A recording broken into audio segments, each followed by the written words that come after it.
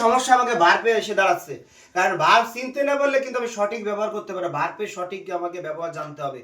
এইখানে আমাদেরকে জানতে হবে V1 হলে ডু হবে, এই ডু কে নেগেটিভ করতে গেলে হবে ডোন্ট, মানে হা বাদকে না বাদক।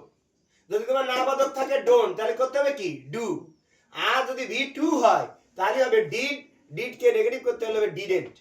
আর যদি ধরো কোনো সময় V3 অথবা ভার্বের সাথে এস অথবা ইএস থাকে, তাহলে ওই ক্ষেত্রে মূল ভার্বের সাথে যদি এস বা ইএস থাকে তাহলে অবশ্যই মনে রাখতে তোমাকে ডাজ হবে, অথবা এটাকে নেগেটিভ করলে ডাজেন্ট হবে। একটা সেন্টেন্স দিয়ে আমি বুঝাই। এভরিবডি লাইকস ক্রিকেট, প্রত্যেকেই কিন্তু ক্রিকেট পছন্দ করে। এই সেন্টেন্সে আমরা এভরিবডি থাকলে দে ব্যবহার করব। আর এই সেন্টেন্সে লাইক, এই লাইক হচ্ছে তোমার হলো V1 লাইক। লাইক দেখো, like V1 liked, liked, like, liked, liked. যেহেতু এটা V1 এ আছে সেহেতু এটা প্রেজেন্ট ইনডিফিনিট টেন্সে আছে, সেই ক্ষেত্রে কিন্তু আমাদেরকে এই লাইকস, লাইকস এটা থাকলে আমাদের এখানে ব্যবহার করব ডোন্ট। এটা V1 এ আছে, V1 থাকলে আমাকে কি করতে হবে, V1 থাকলে আমাকে ডোন্ট ব্যবহার করতে হবে। ডোন্ট মানে নেগেটিভ যদি করতে হয়, আর পজিটিভ যদি করতে হয় তাহলে শুধু ডু ব্যবহার করব। আর এভরিবডি থাকলে দে হবে।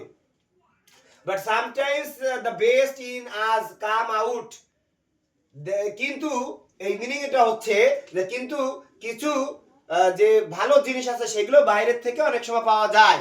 এই সেন্টেন্সের ভিতরে আমরা কাম, দেখো কামস, এই কামস আছে একটা ভার্ব, তাহলে এটা যদি আমি কামের ভার্বটা দেখাই দাও, কাম কেম কাম, কাম কেম কাম। তাহলে দেখো গাইস, এই যে কাম, এই কামটা কি তোমার V1 এ আছে না? V1 এ আছে, তাহলে V1 এ যদি থাকে সেই ক্ষেত্রে আমাদের হওয়ার কথা কিন্তু ডু। এখন এখানে একটা ভার্ব আছে কাম, এখানে একটা ভার্ব আছে সামটাইমস। বাট সামটাইমস এই দেখো ভার্বের সাথে ইএস আছে, ইএস। এই জায়গা যখন আমরা ভার্বের সাথে ইএস দেখতে পারবো, ভার্বের সাথে ইএস দেখতে পারবো, তখনই হবে ডাজেন্ট। কি হবে? নেগেটিভ করতে গেলে শুধু হবে ডাজেন্ট।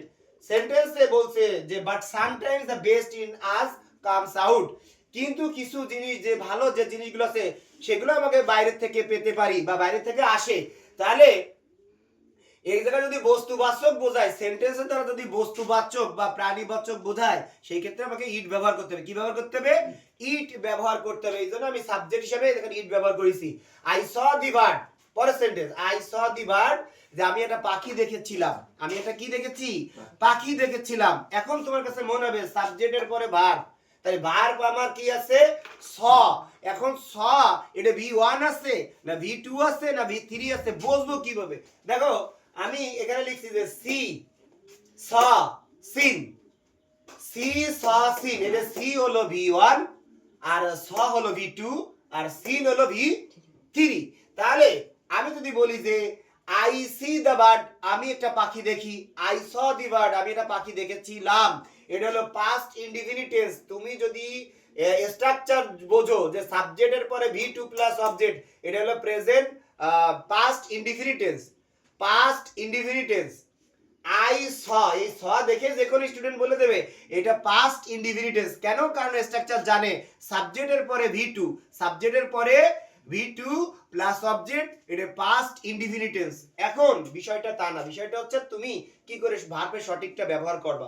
এই জায়গাতে স আছে, স থাকলে কি V2 আছে, কিসে আছে? এই যে স V2 তে আছে না, তা V2 থাকলে কি হবে তোমার? ডিড হবে। কি হবে? ডিড, ডিড হবে। বসালাম ডিড, সেন্টেন্সে প্রথমে নট নাই, তাহলে আমরা নট যুক্ত করলাম, হলো কি ডিডেন্ট। এবার লাগবে কি ভার্বের ব্যবহারের পর লাগবে কি সাবজেক্ট। আগে ভার্বের ব্যবহার, তারপরে সাবজেক্টের ব্যবহার। সাবজেক্ট আছে কি? আই, তাহলে আমরা এই জায়গায় বসালাম কি আই, তাহলে ডিডেন্ট আই। আমি তিনটা জিনিস এখান থেকে তোমাদেরকে বোঝালাম, মনে রাখতে হবে। এক হলো V1 থাকলে ডু, ডু কে নেগেটিভ করতে ডোন্ট, V2 হলে হবে ডিড, ডিড কে নেগেটিভ করতে ডিডেন্ট। ভার্ব 3 অথবা ভার্বের সাথে এস বা ইএস যদি হয় তাহলে হবে ডাজ, ডাজ কে নেগেটিভ করতে হবে ডাজেন্ট। এই হাই লেভেলের এই স্ট্রং ভার্ব চিনার এই অপশন থেকে তুমি কিন্তু ভার্ব বুঝতে পারবা। কারণ তুমি যদি এইটাকে করতে চাও এই গ্রামারটা, তাহলে অবশ্যই কিন্তু তোমাকে মনে রাখতে হবে আগে ভার্ব পরে সাবজেক্ট, তারপরে কিছু কিছু রুল। অবশ্যই তোমাকে ভার্ব না চেনার কারণে তুমি কিন্তু ভালো পারবে, তাই তোমাকে বেশি বেশি প্র্যাকটিস করতে হবে। ঠিক আছে? আল্লাহ হাফেজ।